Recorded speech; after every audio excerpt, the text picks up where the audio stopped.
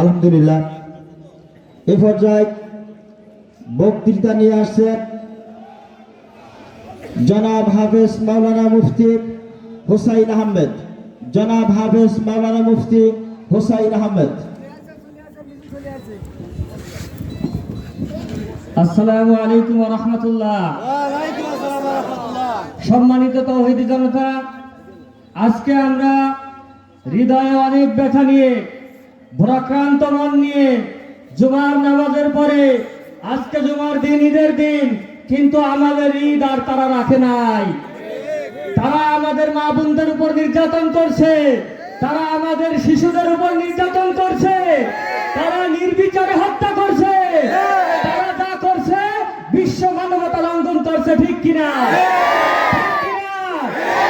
আমরা বাংলাদেশ থেকে বলতে চাই, তুমি কে আমি কে, তুমি কে আমি কে, আমার ভাই শহীদ কেন?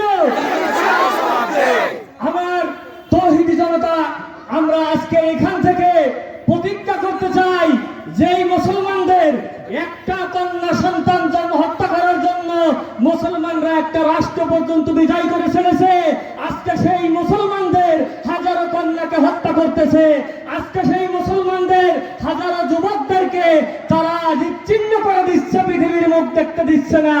এমন সময়ে আজকে আমরা প্রতিজ্ঞা করব, এই সমস্ত বর্বর ইহুদি জাতি সারা পৃথিবী থেকে উচ্ছেদ হোক। বলুন ঠিক কিনা?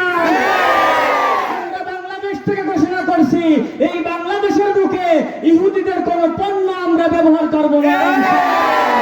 আমাদের গায়ে যতটুকু রক্ত আছে, আমাদের যতটুকু সামর্থ্য আছে, আমাদের যতটুকু শক্তি আছে, সর্বোচ্চ শক্তি দিয়ে আমরা এই ফিলিস্তিনের পক্ষে আছি এবং ইসরায়েলের বিরোধিতা করব ইনশাআল্লাহ।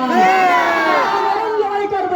আমরা লা ইলাহা ইল্লাল্লাহু মুহাম্মাদুর রাসূলুল্লাহ সাল্লাল্লাহু আলাইহি ওয়াসাল্লামের এই কালিমা সারা পৃথিবীতে স্থাপন করব ইনশাআল্লাহ।